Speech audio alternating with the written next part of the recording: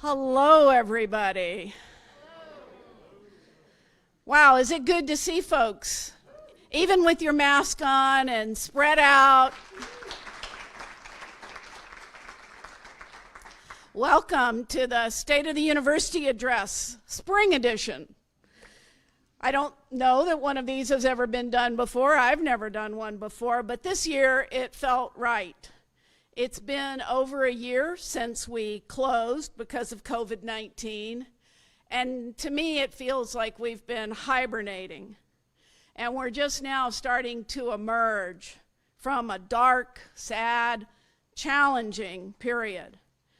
And to symbolize that, I decided to invite a few folks here to join me in the Rogue River Room, and the rest of you, I'm glad you can be with us on live stream. Those of us here in the Rogue River Room are appropriately distanced, and everyone but the speaker will be wearing a mask. But the important thing is that we're together, some of us physically and all of us virtually. And this morning, we held our first vaccination clinic on campus. I was first in line. My arm's a little sore.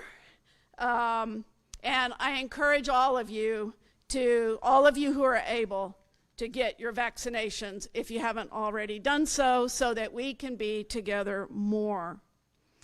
I'm especially pleased to have some of our trustees from the Board of Trustees with us today. So I'd like to recognize Chair of the Board of Trustees, Paul Nicholson. Wave, Paul. Bill Thorndike, former chair of the board. Steve Vincent. And Deborah Rosenberg. And I know others are watching online. I want to begin by thanking each of you for your hard work and your dedication and your sacrifice during this long year. I know that you've dealt with this pandemic as human beings with families and lives outside of work, just as you have dealt with it as SOU employees and students. You've kept our university functioning under dire circumstances.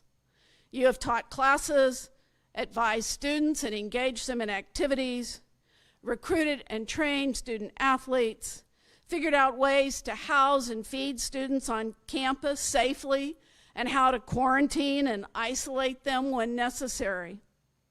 And you did all of this while coping with devastating wildfires that destroyed homes and dislocated lives. I stand in deep admiration. Our administrative team has also been hard at work, and I want today to hit some of the highlights of that work. Before I begin, however, it is my honor today to be able to offer for the first time the land acknowledgement that our campus community will use going forward. Professor Brooke Colley worked with the representatives of the Siletz and Grand Ronde tribes, on whose ancestral homelands SOU is located, to develop this statement. And she will meet with members of the Executive Council in a couple of weeks to talk about the statement and how to use it with dignity and honor. Thank you, Brooke, for this work, and thank you to the people of the Siletz and Grand Ronde tribes for guiding us in its development and usage. And of course, I forgot to click.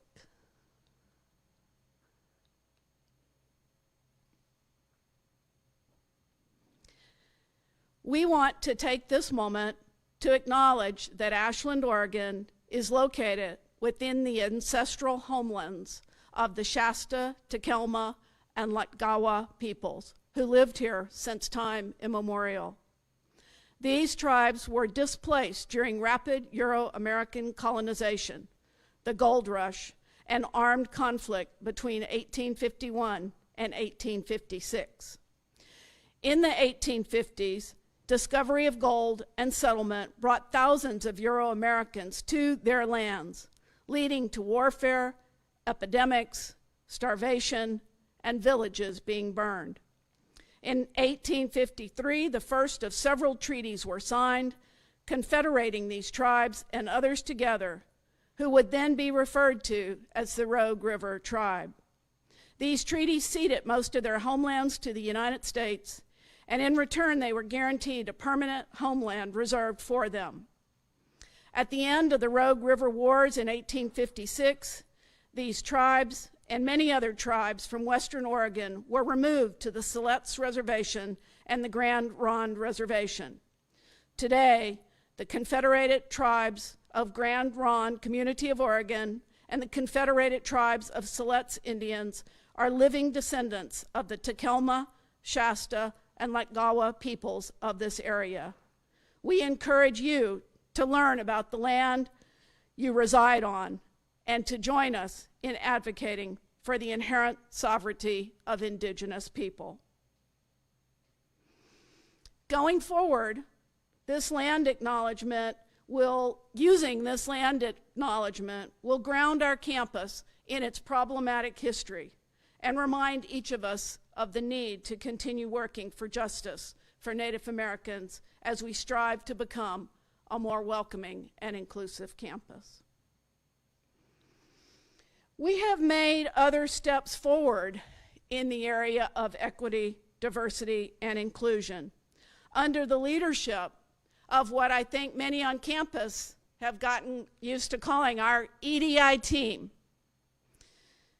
So I want to begin by thanking the members of that team and acknowledging their excellent work by awarding them each a Service Excellence coin. Sabrina, would you please come forward? Is Jonathan or Kylan here? Would you please come forward and get your Service Excellence coin?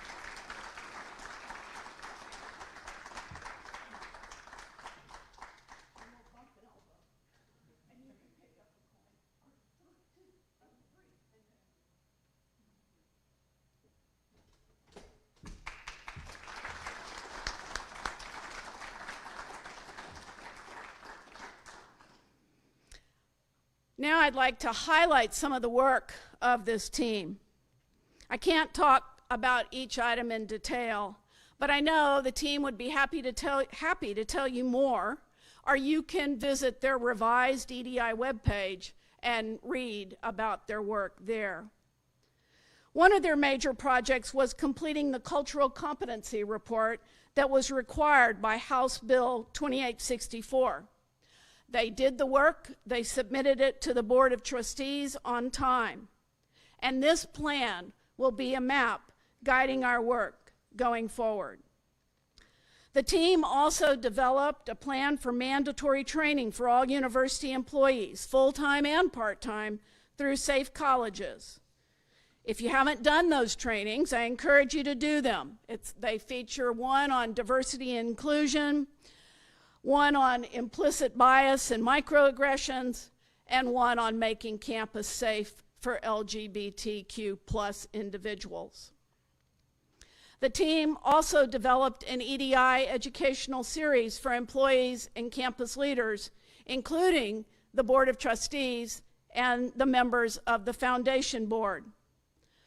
Module 1 of this effort was offered in the winter term. The goal of the module was to educate participants about the history of whiteness in the United States, to explore institutionalized racism and a history of white supremacy in our state, to explore steps toward healing, and to explore the reality of immigrants in our state and nation. At last count, that I have anyway, 112 people were registered and participating in that training. Module 2 is forthcoming this term. It will feature indigeneity, Asian American experiences, the narratives of Pacific Islander natives, and LGBTQ+ peoples. And there will be more in the fall with themes still to be developed. I've been able to participate in Module 1, and I learned from it. If you haven't had a chance to take it, I encourage you to do so as well. The EDI team was also able to focus on Strategic Direction 4. You may recall this image. We used it to symbolize Strategic Direction 4 during our, as we were presenting about our strategic plan about 3 years ago now. When our previous Director of Diversity left SOU, this work paused for a bit, but the team has now developed objectives for each goal in that strategic direction. The team did this with the help of the Diversity Committee, which now has a new charter, a new name, the President's Committee for Equity and Diversity, and a new framework, that of inclusive excellence, to guide its future work. Thank you to all members of the President's Committee for Equity and Diversity for helping us move this work forward. Finally, I am very pleased to announce today that the EDI team has recommended a structure to support and advance this work going forward. The first step is to hire an executive director for equity, diversity, and inclusion. We put that on hold during the pandemic, but we now believe that we are ready to move forward. We have already begun the process of the job description. I know Angelica's been involved and had a reach out about the search. So we hope to move that forward very quickly with the goal of having someone join the campus next fall. The folks over in University Advancement have also been really busy and really successful. Here's an overview of giving this year, just through the end of February. Now, many schools across the nation are reporting that fundraising has declined, but that's not been the case here at SOU. As you can see, the green line, which is fundraising this year to date, is well above where we were a year ago and where our projections would normally put us. The advancement team has been holding virtual events for donors and alumni, and they are focused on engaging our supporters wherever they are. A couple of years ago, we partnered with the foundation to invest in hiring experienced gift officers. Due to their efforts, we are seeing an increase in the volume of major gifts.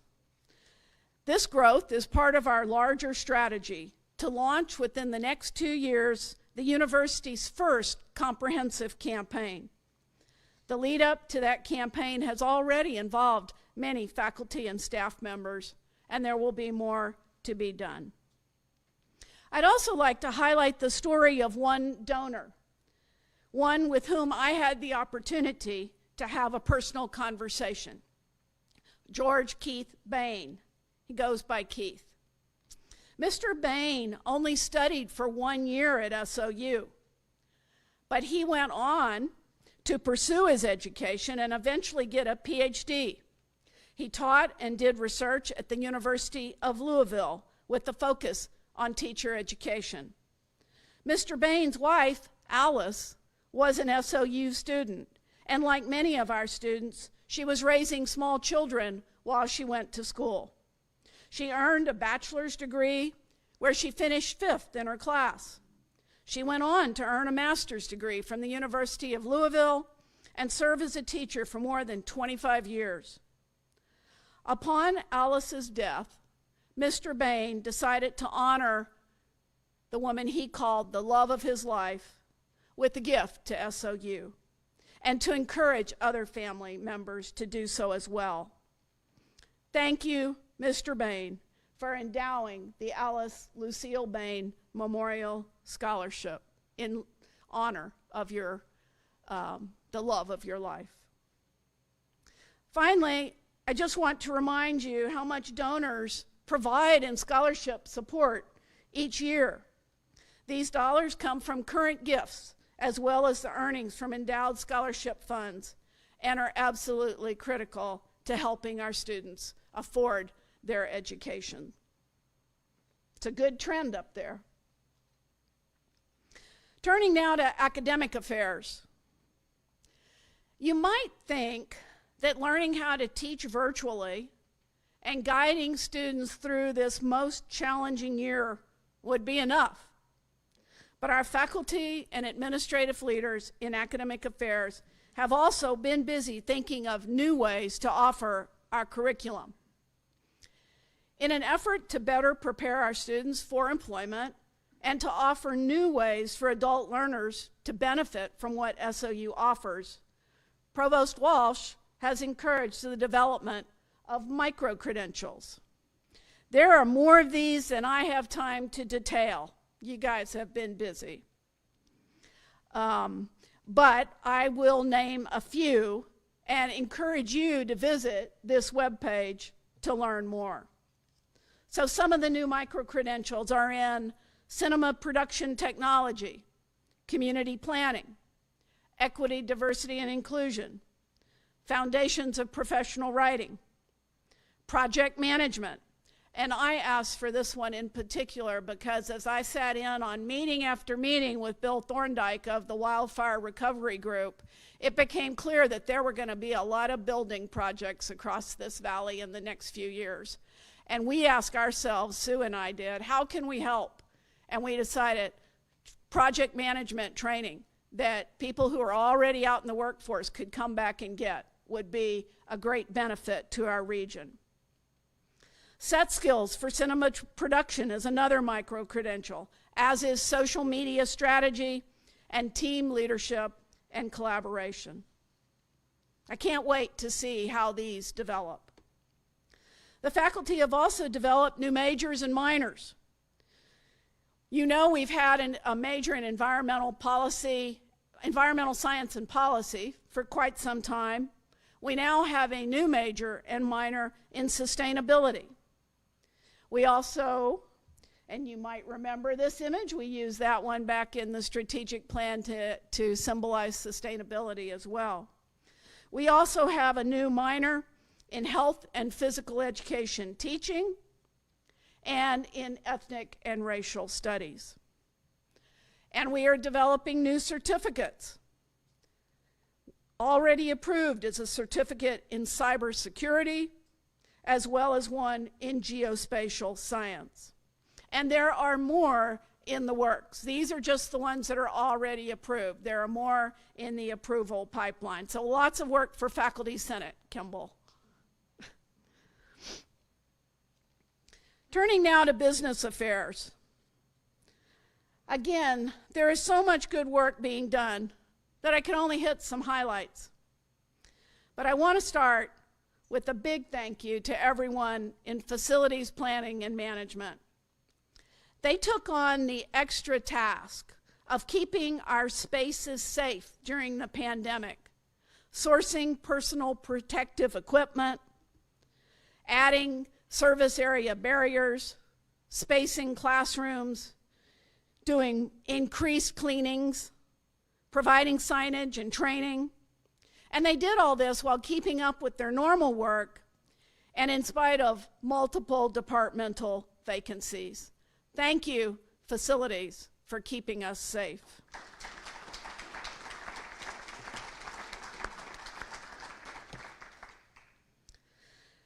The team in human resources has also worked really hard.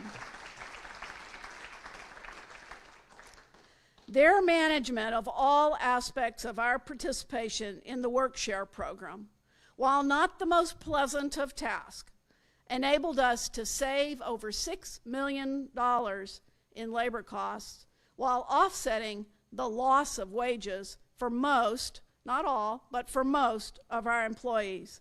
So I want to give a special recognition to those in HR. Would Alana and Michelle and Nicole and Angelica please come forward?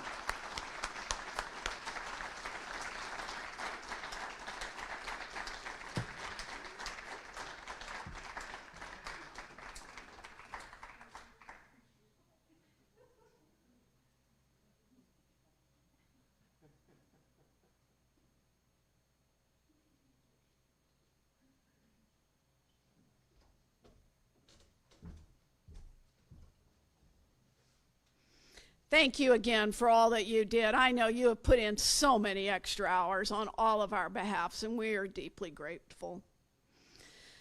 And there's one more group of employees that went above and beyond, and at least a couple of them are in business services. This is the team that did all of the work necessary to secure the refinancing of our housing bonds. This work will greatly benefit the campus by accelerating over $4 million in savings over 3 years.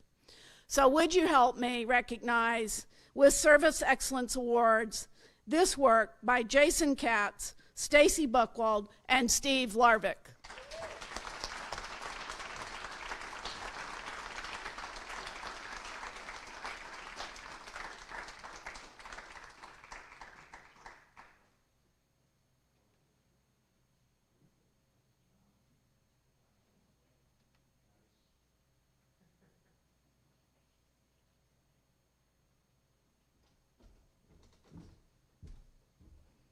It's amazing how quickly we get used to odd things, right? Like bumping elbows.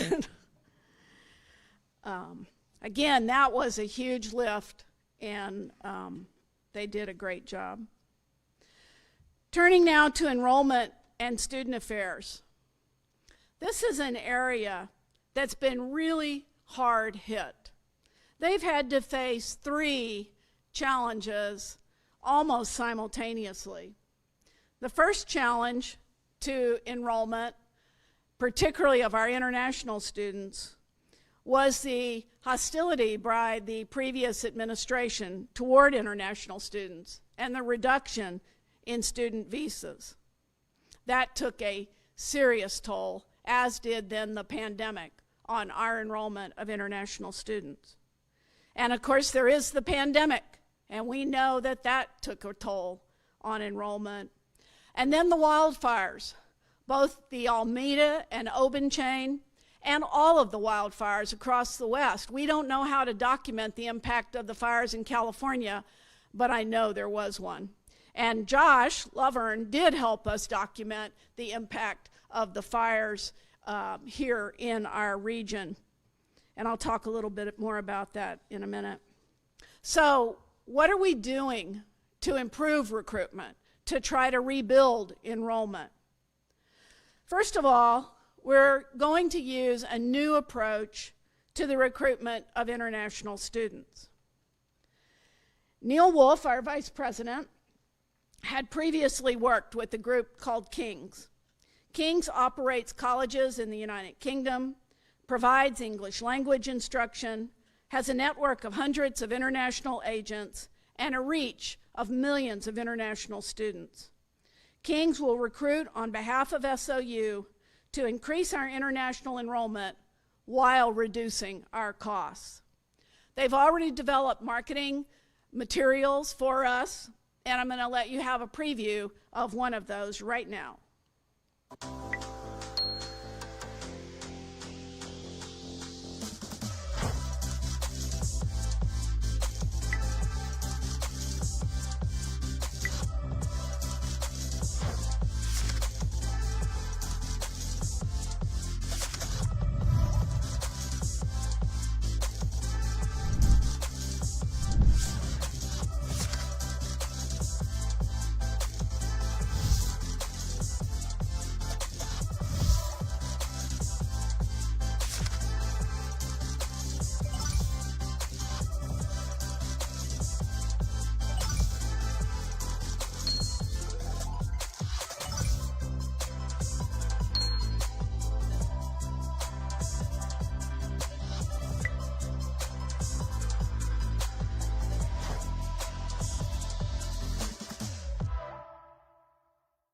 The idea that King's uses is to recruit students to a smaller university like SOU, where they can become acclimated and develop their English skills, and then guarantee them transfer. In our case, we have a guaranteed transfer pathway to the University of Oregon, demonstrating collaboration among 2 of Oregon's public universities, but they also have other options. But what Vice President Wolf knows from his prior work with this group is that often students come to the smaller campus and they end up staying. They end up falling in love with all of you and wanting to finish their educations. So we hope that many of them will fall in love with SOU. We've also been working on making transfer from Rogue Community College, our largest feeder school, even more seamless with the Osprey Raider transfer program. When the student is admitted to RCC, they will enter into this transfer program. They will receive advising from SOU. They will be recruited to SOU. They'll even have the ability to attend SOU events. It should help them feel at home on our campus and increase the number of students who transfer and transfer in a seamless way. The folks over in youth programs have also been working hard to rebuild those pipelines that bring students to us. You are all familiar, I believe, with the Conaway Nika Tillicum program. Last fall, they launched a program, a virtual version called All My Relations, to foster connections with Native American youth and their families. The participants meet virtually for longhouse nights that focus on a variety of culturally responsive activities that support academic success and a college-going mindset. Because of the virtual format, sessions integrate the entire family. So younger siblings, parents, aunts, uncles, cousins, and grandparents all participate. The program continues to grow and currently has about 47 middle and high school participants. Our Pathways programs, you're familiar with them as Pirates to Raiders and Bulldogs to Raiders, have restarted after-school programming and in-person meetings with students in the Phoenix Talent and Medford school districts. The immediate focus is on supporting students' basic needs and providing emotional support, while also integrating academic support and efforts to retain student engagement with the school. The team has also rebuilt our advanced Southern credit enrollment so that it's just almost back to where it was before the fires. And we are on track to offer most of our usual array of summer camps and programs. They may be modified, they may be virtual or hybrid, but we will be offering them. So that's some of the things, and there's more that Neil and his team are doing to recruit new students. What are we doing to retain our current students? Now, you all know that my husband, Tom, does my PowerPoints, and he insisted on this slide. I hope you see the humor in it. It's not that students are puppets. I think he was going with, if we have to, we'll just kind of tie them up to keep them here. If you don't like it, blame him. Student Life staff have worked with student organizations to develop virtual programs and have continued to provide support services to help students navigate the many, many challenges they've faced this year. It's so easy for me to say those words, navigate the many challenges. But I invite you to pause for a moment and think about what that means and how our Student Life staff have listened to story after story of hardship and figured out ways to respond. One office has had more options than usual, and that's financial aid. Kristen Gast and her team have had the pleasure of awarding emergency financial relief grants to students. You can see that after the first two relief bills, CARES and Sarissa, we had awarded $2.7 million to students.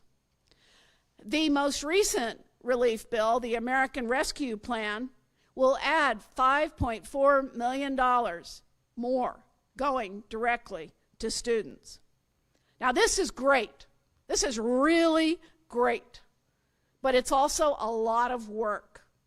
So for their heroic efforts, both with financial aid and with handling our students and in this very difficult time, let's now recognize Kristen Gast Anna D'Amato, and Taylor Burke with Service Excellence Awards.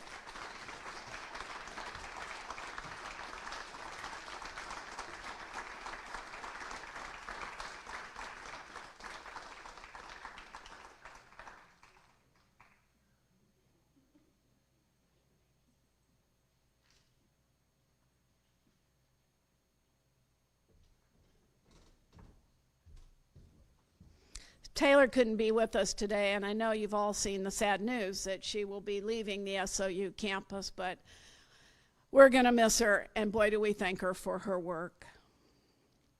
Okay, now for the financial update. Usually, this is where it gets a little grim, right? Thanks to your hard work and your sacrifice through this pandemic, and thanks to the federal government for much-needed pandemic relief and recovery funding, we are stable financially for now. I don't want to overemphasize it too much, but I also want us to all stop and absorb the fact that our sacrifices and our hard work have led us to a position of stability. In a bit of pandemic irony, we are actually projecting to close this fiscal year in better condition than we were a year ago, with a fund balance of 15% or $10.8 million in reserves. So how did we get here? We worked hard, you all worked hard, to achieve short-term savings. Overall, as I said, we were able to save over $6 million in labor costs. We leveraged work share, and we kept people on payroll with benefits. We've endured a hiring freeze. It hasn't been pleasant. We've all been shorthanded, but that has extended our savings. We got help from our faculty, who agreed to furlough for 8 days, and they were not reimbursed for their furloughs.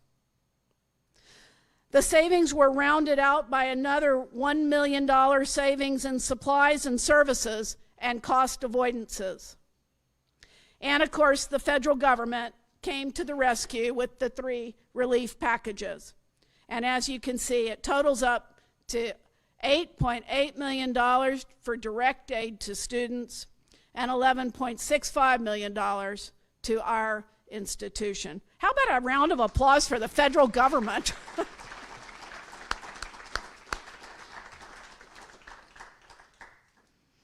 But I want to be clear, we are not out of the woods yet. This stability is enabled by short-term changes, hiring freeze, furloughs, those kinds of things, and by an unusual level of support from the federal government. It means that we have enough funds to tide us over if we had some other dire catastrophe for 2 months instead of 1, right? That's what that level of reserves mean. And recall that the recommended amount of reserves is at least 4 months.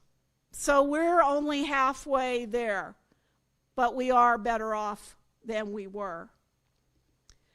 What this means is that we have more time to continue making adjustments that will improve our enrollment and increase our operating efficiency. But we must wait to see if students and families decide to reinvest in higher education. And we have to wait to see how many students enroll at SOU this fall and in future years. We must wait to see how much funding the legislature allocates to the Public University Support Fund. The Oregon Public Universities are asking for $900 million just to keep our universities at their current level of service. The co-chairs of the Ways and Means Committee have suggested about $30 million less than that. So Jean and her colleagues have work to do to get us to that $900 million mark. And we may be calling on any of you to help with that as well. And we have to wait to see how much SOU will get through the SSCM, the Student Success and Completion Model, the funding formula. You know, we've talked about this funding formula a lot in the last couple of years. And we worked hard this last year. Jason was our representative on the HEC committee. Greg was his backup. And all of us lobbied, and our trustees talked to members of the Higher Education Coordinating Commission. We talked to everybody who would listen. I talked to every other president every other university president. And we were successful in our efforts to convince the HEC to increase base funding to regional universities. So SOU will get an increase of almost 16%, or $1.4 million in that base support category. That's good.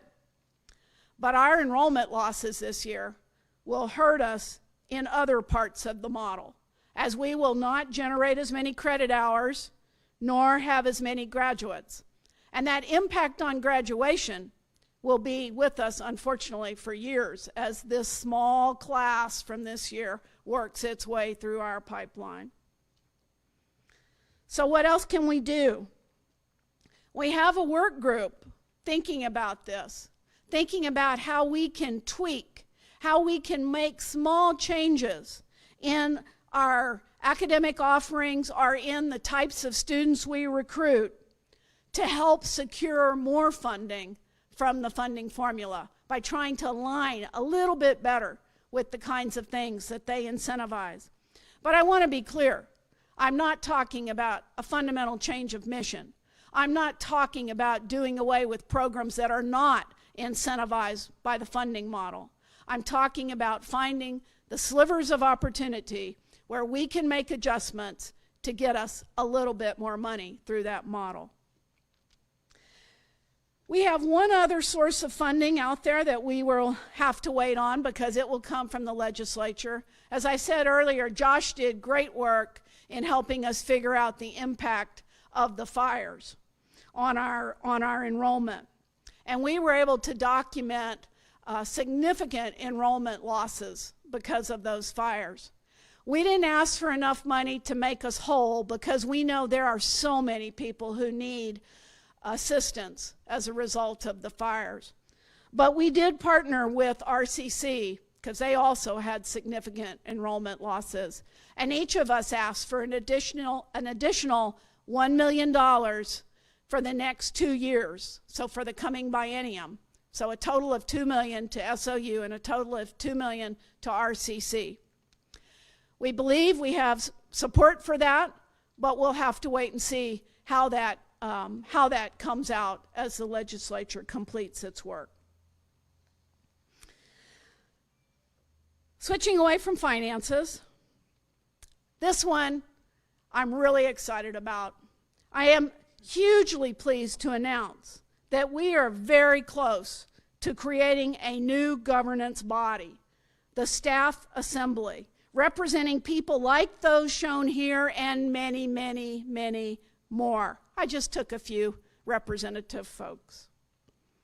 It's long been the case that students through ASSOU Senate and faculty through the Faculty Senate have had a voice to participate in campus governance regarding the many issues faced by our campus.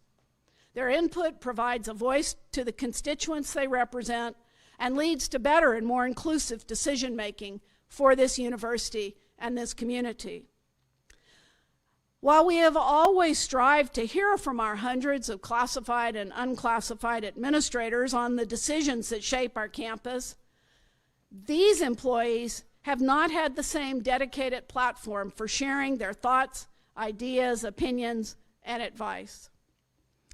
Now and going forward, our many committed staff will have representation and their own voice to express their views on everything we do.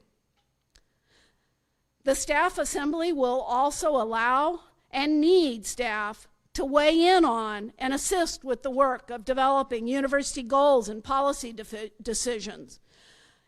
Everything from strategic planning, goal setting, committee assignments, nominations to the Board of Trustees, awards, all of those things can be weighed in upon now by the staff assembly. I want to acknowledge again the work of Jason Katz, who has led this group, and the other individuals who have been working on this. Dave Rako, thank you for your work on this group. Also, Stacy Shaver, Andrew Gay, Jody Waters, and Matthew Roberts. And Kathy Park, who unfortunately left SOU at the beginning of April to retire and move on and do more fun things. But Kathy contributed a great deal to this work as well. So thank you to that whole group for your work on this. In the coming weeks, our shared governance work group will preview the draft bylaws they have developed and receive feedback on their vision for the assembly. And hopefully they'll generate some enthusiasm and support for this initiative in anticipation of an election that we hope will occur in May.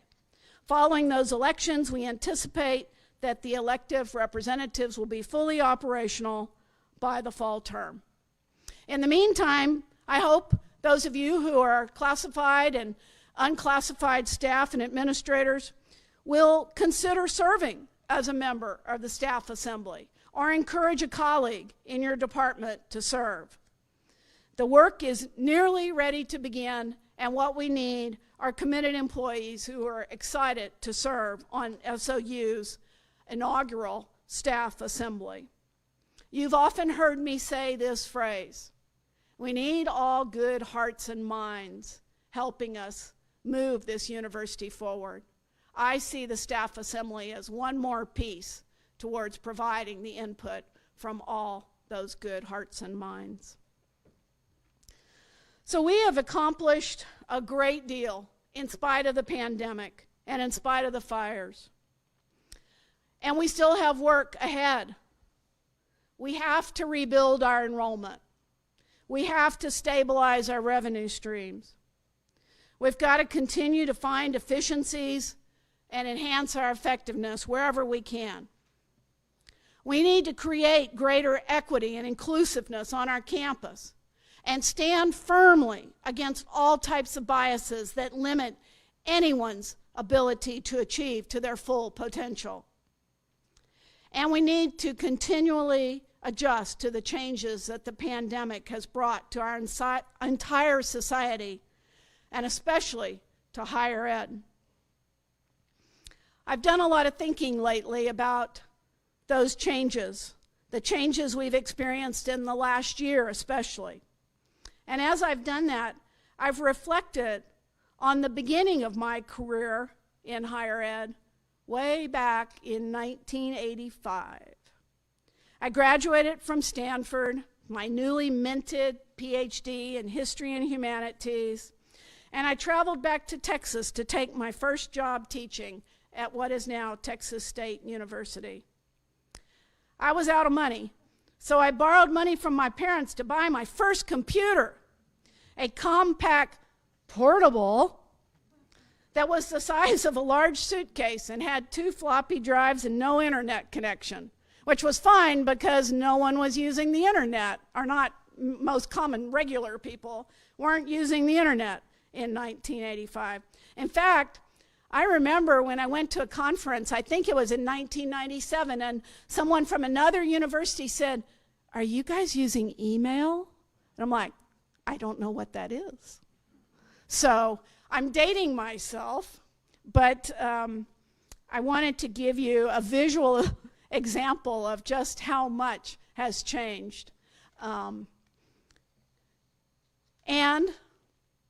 I fully anticipate that the pace of change is going to become even faster, and that there's going to be even more change in the wake of the pandemic. I know you're all reading the same things I am. You're all reading, everybody's speculating. How will things change after the pandemic, and how will it affect higher ed? To address those changes, I have decided that it is time to entrust this wonderful university to a new president.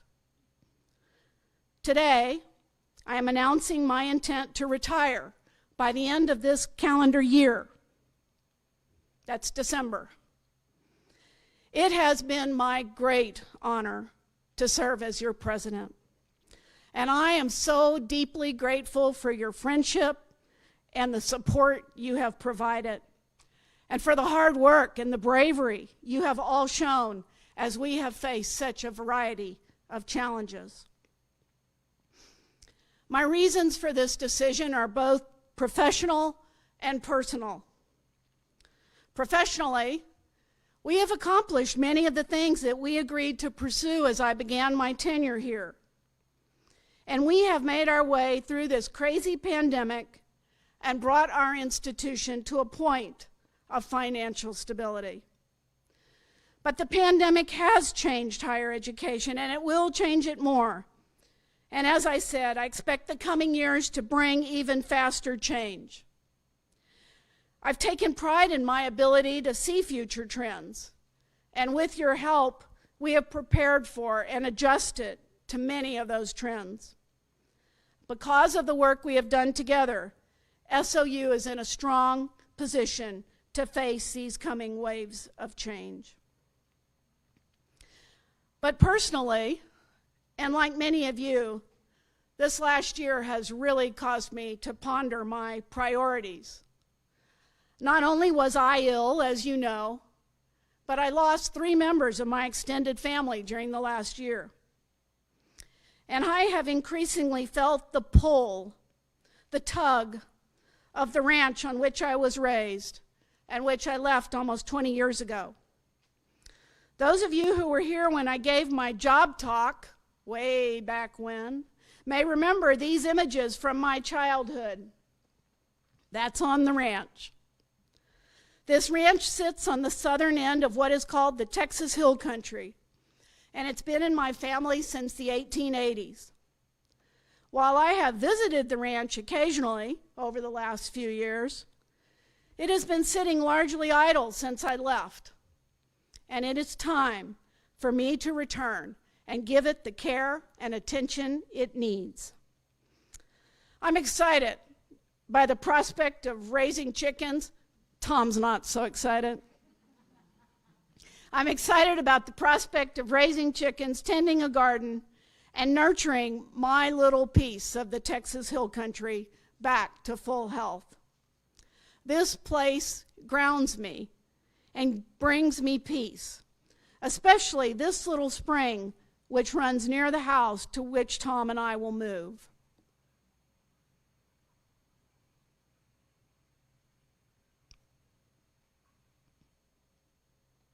It's called Cherry Springs.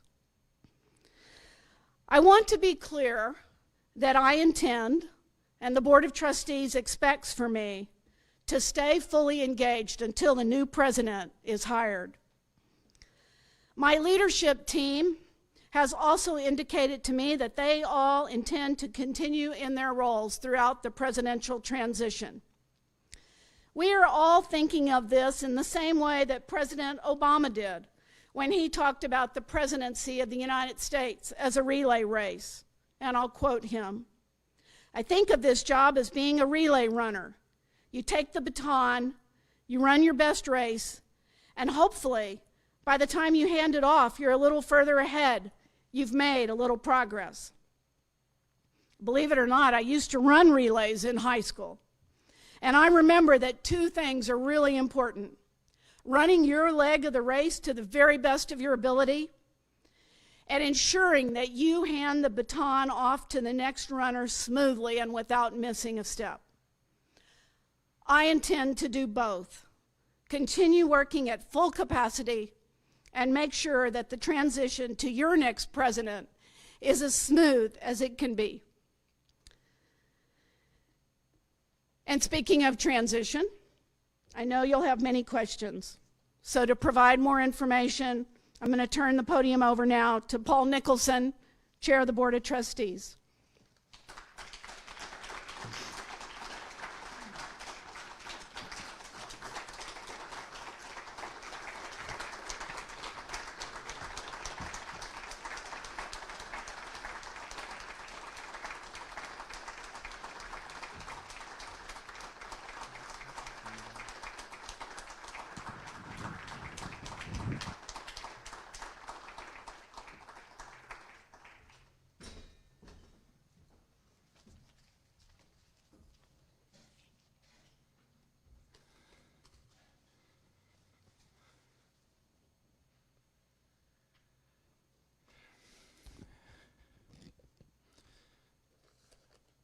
Well, I want to start off by reiterating President Schott's appreciation to all of you, everybody who has been involved in the university for the work and the sacrifice that so many of you have had over this last year. Thank you. I'm reminded today of a day approximately 5 years ago when I spoke about how SOU had always had its presidents chosen for it by the State Board of Higher Education. Because of legislative changes, as you're aware, SOU had just a few months previously been given the right to have an independent board of directors. And with that right came the right and responsibility of choosing its president. As a member of the search committee that chose President Schott, I remember introducing Dr. Schott to the university community, saying that she was our president. This was a big deal for us and a huge change for SOU. President Schott told me some weeks ago that she was thinking it was time to retire. After much discussion, I reluctantly agreed to accept her resignation. She had clear and thoughtful reasons why this is the right time, which she reiterated today. Together we started the process of putting in place a smooth and intentional transition. Yesterday, President Schott and I called all of our board members individually to let them know of her decision.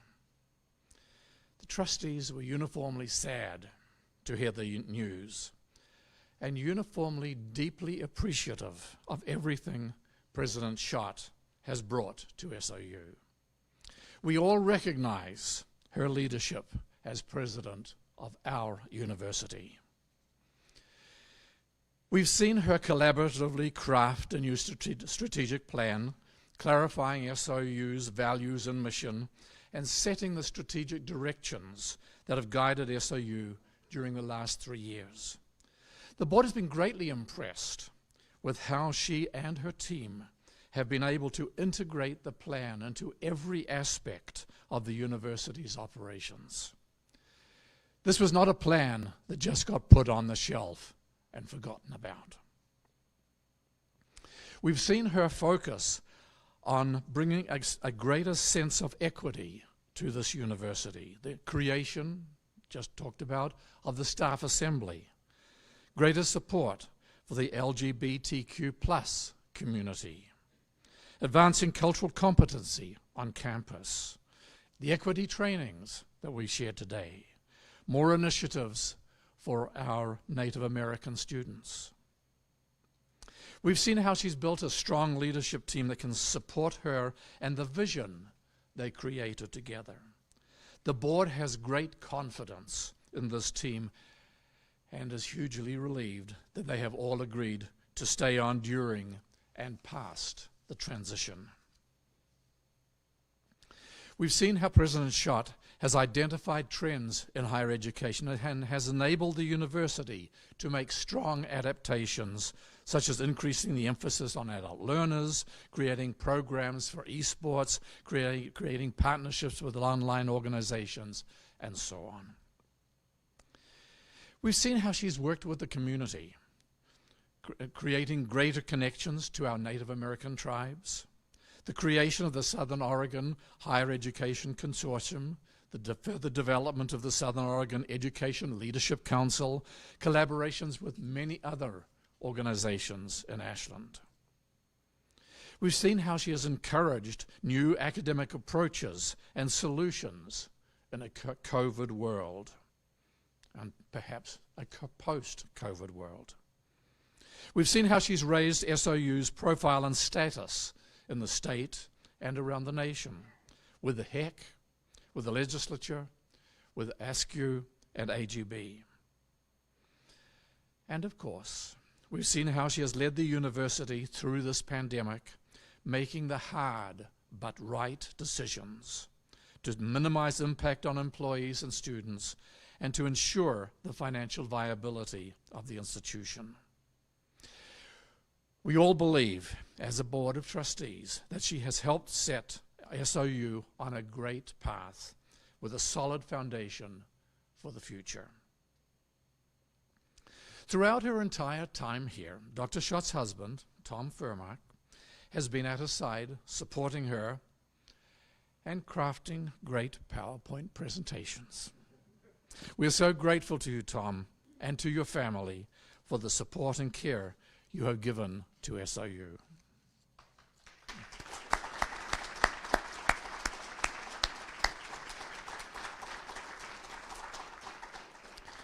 Next week, we begin the next phase of what we know will be a smooth transition. At our April 16th meeting, that's next Friday, the Board of Trustees will discuss the search and transition in depth. We'll talk about hiring the search firm. We'll talk about the search guidelines that we will be putting in place. We'll talk about the search timetable, when we might expect to engage the firm, how we will engage with the university, when we will bring people as candidates here, or virtually or in person, and how we will make the final decision. I expect the search to be open, transparent, and inclusive, in line with SOU's values. I will be choosing a search committee that reflects diversity in all its manifestations. I'm asking the faculty, staff, and students, because they will be part of this committee, to make recommendations on people that they believe will be able to serve thoughtfully on the search committee. I anticipate that we will again engage a search firm that brings national or even international experience to the table, with a wide and diverse network. I expect that diversity will be a key factor in the recruitment of candidates. I expect the search committee to deeply engage with the faculty, the staff, our students, and the community, gaining your input on the qualities we should seek for our next president. We have a lot of work ahead of us, and President Schott has a lot of work ahead of her, too. The board expects that she will continue to work on our major priorities between now and the end of the year, continuing to implement the strategic focus of the plan, rebuilding enrollment, adjusting to changes that have been caused by the pandemic, supporting the academic work of this institution. And she has assured me that she is completely committed to supporting the transition to the next president and to helping the new president become part of this special community. Thank you.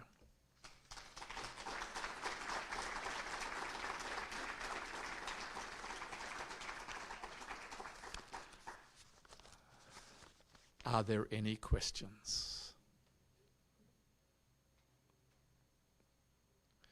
We will be available if you want to, if anybody has questions that they want to know about the timetable, the process, anything like that, you should email those to our board secretary, Sabrina Prudhomme, that she's waving over there, and she will make sure they come to us. I just want to emphasize that this is a process where we will be engaging the entire university community, as well as our local community. And it will be broad, it will be inclusive, and we will be as open and transparent as we possibly can.